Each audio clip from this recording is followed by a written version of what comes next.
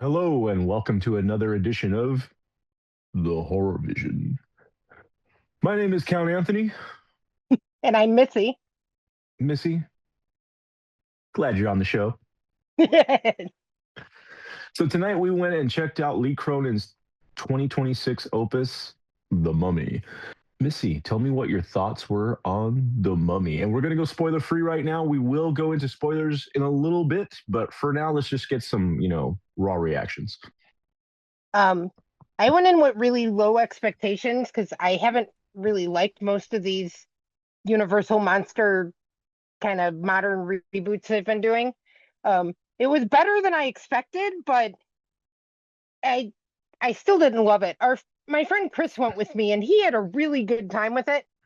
I thought it was really long and draggy, and eh, I mean, it was okay, but I had a lot of issues with it. That's okay. Yeah. How was your audience reaction?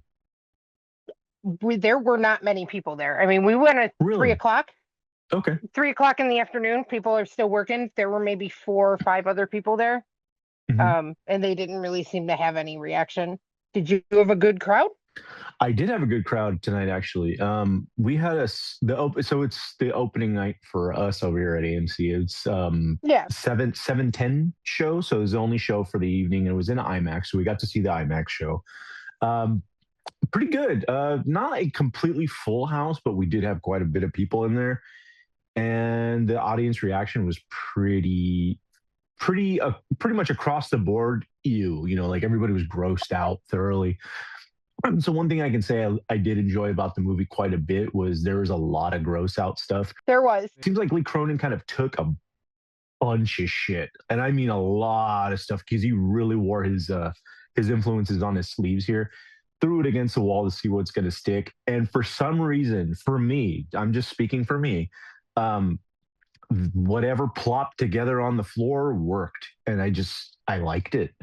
I I I I know what he's doing. I can see, all the little bits that he pulls out from all the films that he holds dear, including Evil Dead Rise, which he directed, Yeah. um, which I've spoken out against before. I don't like the movie, and there's a I lot of don't those. either. Yeah, there's a lot of those isms in here as well. But I feel like Hmm. he had a bigger budget this time, so he's like, Okay. okay, I can go full gross now, and he did a little bit in Rise, but I feel like he was able to go a lot further and push a fair amount of gore almost into every scene. The gore was good. I mean, I thought it had really good gore. It just wasn't enough to really hook me. I didn't realize that he was the same director of Evil Dead Rise, which I also didn't like, but I saw a lot of Evil Dead Rise at the end and was kind of Oh, like, totally. okay, why, why are we here with the mummy? But okay, But I think that's what I liked about it was he was able to kind of inject all these other things that a lot of horror fans love mm, into this film. And you know what? It's if I'm not mistaken, is it Warner Brothers that owns New Line now? Because this is a New Line picture. It's not a Universal picture. right, So yeah, so you're not getting, Brendan Fraser with a pea shooter taking out CG, you know, mummies. right. It's a lot. I'm not going to say grounded, but it's a lot more practical effects based, which I did like. And Yeah, again, there's CG in it. There is. And there it's is is. it a perfect movie? No.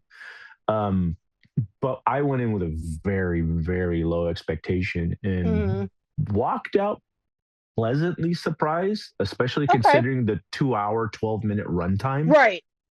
I mean, I wasn't bored. I'll give it that. I wasn't bored. I think it was. I don't think it needed to be 2 hours and 15 minutes, but Okay. it held my attention for the most part. Um, and when we did get, like, I did appreciate the gore, the gross out stuff. I really didn't like the creature design though. That's fair. It bothered me a lot, and that was part of my issue with it. Like, I know that it was a mix of practical and CG and that they were leaning more practical, but the face and everything on the creature, I'm assuming it was prosthetics, but I did not like how it looked at all.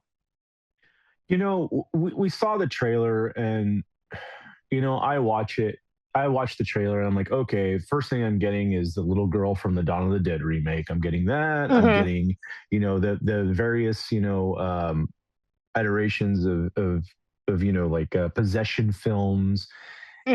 and all that stuff. Again, it's an amalgamation of all these things that just, again, he threw against the wall to see what Right. stuck.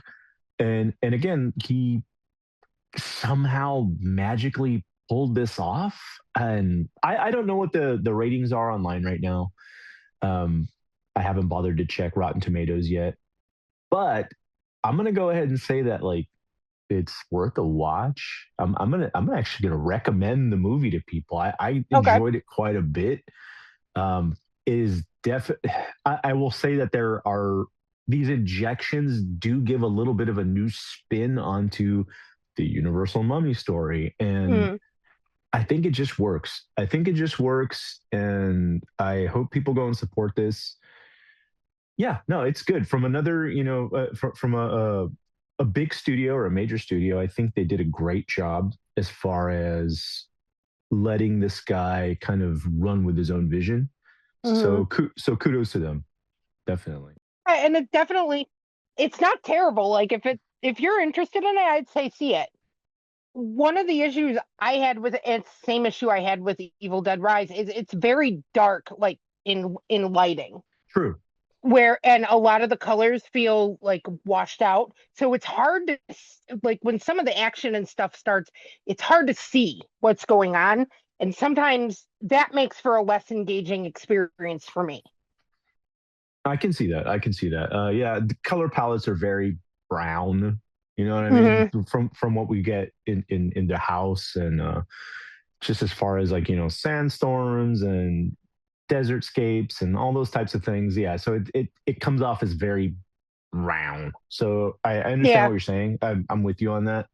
But I don't know. There's something about that color scheme that kind of gives you like that whole black blood thing that Hmm. runs through the whole Evil Dead verse, and so Right. on and so on and so on. It just I think maybe it was used to mask some of the CG, but either way it works Oh, for me. maybe. Yeah, either way it works for me. Do you want to talk spoilers? Sure. Missy, hit them chainsaws. And we are back, and we're about to talk spoilers right now. So, for those of you that haven't gone to see the movie but did like what we had to say about it, go watch the movie, come back and listen to the episode. We are going to talk spoilers right now. We're not going to get too much into it, but I mean, we are going to talk about some of our favorite kills, some of our favorite moments, some of our favorite characters, yada, yada, yada. Um, Best kill in the movie. The plane crash scene where like bits of Okay. brain are dropping on the guy's face, and you look Okay. up and there's a guy that's impaled through the mouth, and it's a good practical effect. Yeah, that was Fuck, cool. that was fucking gnarly, and it's close to the beginning of it is like almost the Yeah. beginning of the film.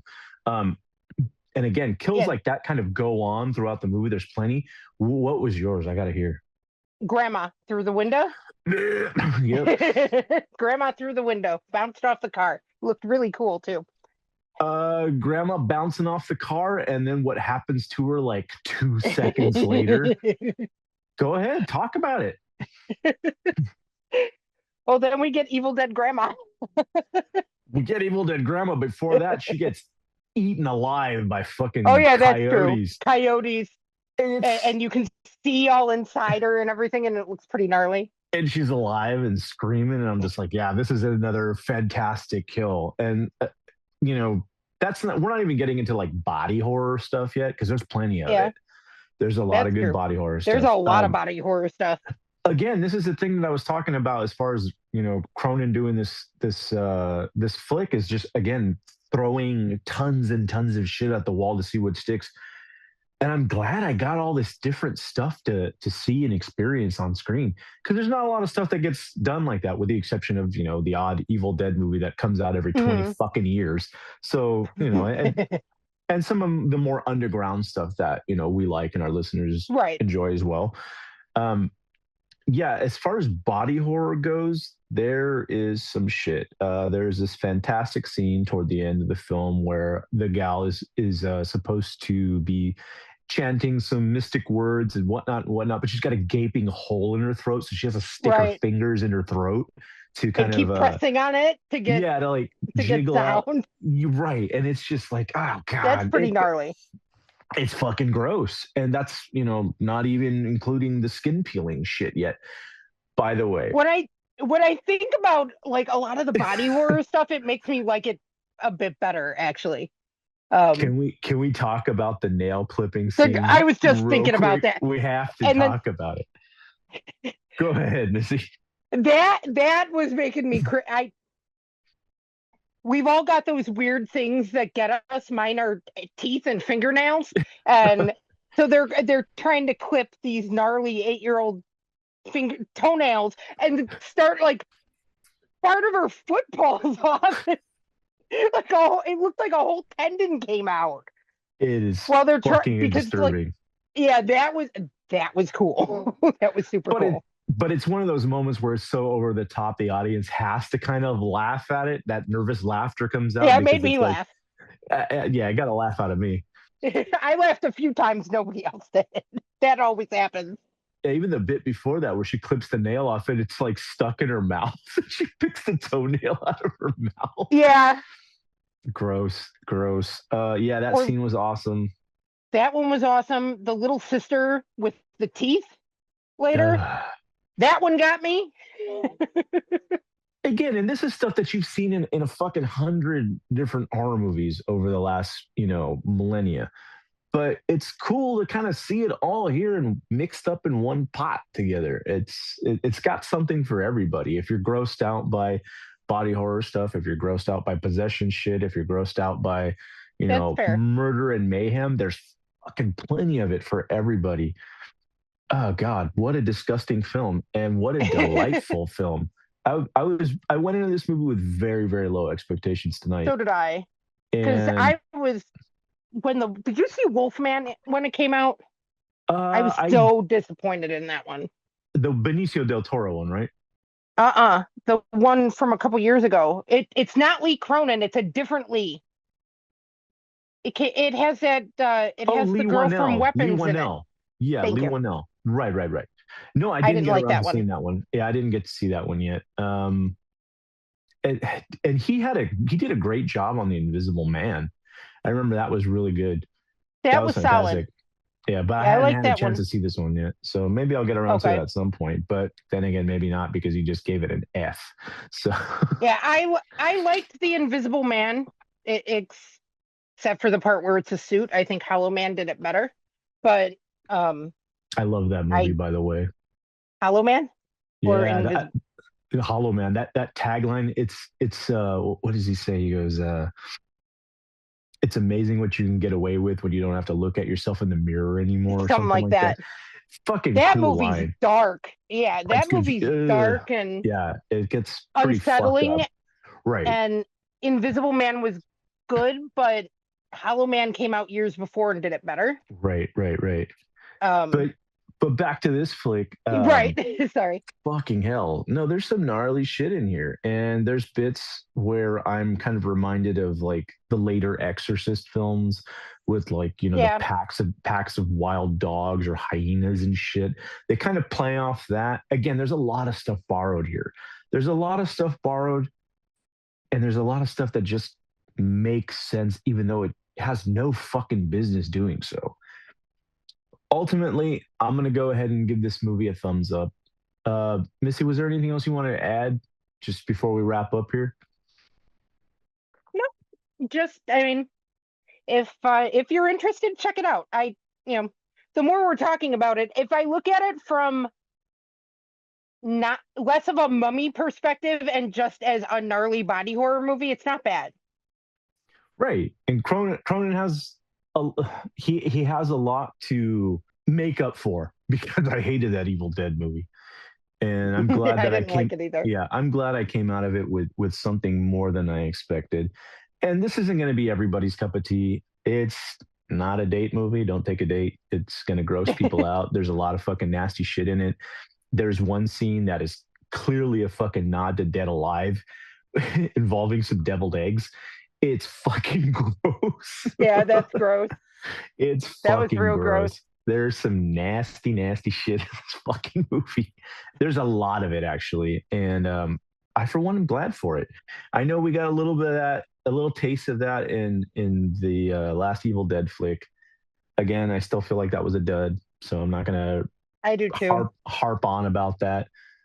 But I'm hoping that he learned from some of those mistakes and doesn't try to fit into the mold of what an Evil Dead movie is supposed to be, or even what a Mummy movie is supposed to be, Right. and brings a little bit of a new breath of fresh air to the fucking genre. So I'm glad that he was able to do that. I'm happy for him. I think the overall consensus is that we liked it. Again, you said it's not amazing, but you did have a good time, right? Didn't mind the time I spent with it, and um talking about it now, I am processing more of it, and I like it better than I initially thought I did. Cool, cool. It's not bad. I'd give it another try, like when it hits streaming or something. I didn't mind it. Yeah, I may end up doing that myself. I may go end up and watch this again. I might go watch it You on think so? Sunday. I called 3 people on the way home to tell them to go watch this movie. Okay. I'm glad you enjoyed it so much. Yeah, they're like, "Are you fucking kidding me? The Mummy?" I'm like, I go, give me a second. Let me explain myself. So a lot of what I'm talking about right now is what, minus spoilers, is what I kind of pushed on some friends of mine. And yes, Okay. I'm being paid by New Line Cinema and Warner Brothers. So that, I'm joking. No, but it's fun. It's fun. I'm glad I had a good time. I walked out excited, and I hope to get to see this movie again very soon because it was a lot of fun. Missy, if you go back and see it again, I'd definitely like to hear what your thought was the second time around. So yeah, Yeah, for sure. yeah, But but yeah, it was it's it was brutal. It wasn't yeah, bad. yeah. So I'm gonna go and barf on all the food and serve it to people, and Ooh. I'm just kidding.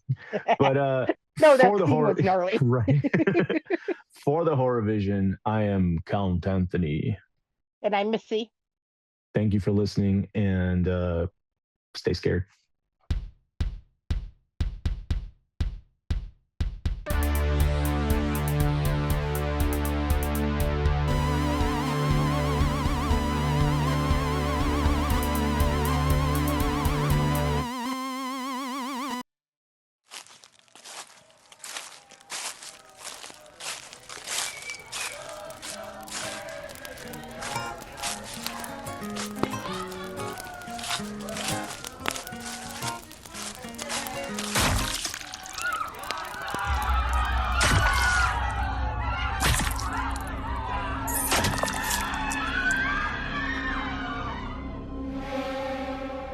When incoming high school senior Lisa McCready's boyfriend and classmates are brutally murdered at a party in the woods, the quiet suburban community of Sundown Hills transforms into a paranoid nightmare. Betrayal, corruption, and dark family secrets push Lisa dead center into a burgeoning class war where rival millionaires plot to steal the town's future between reliance on big oil and the incoming age of legalized weed, electric cars, and social conscience. As she struggles for answers, the killings continue, and Lisa finds the world she knew is little more than a lie to placate the masses and keep a satanic 1% in power. From the demented mind of Sean C. Baker, author of Murder Virus, A Collection of Desires, and Volume 4, comes Black Gloves and Broken Hearts, Teenage Giallo Mystery. Available now. sabes, este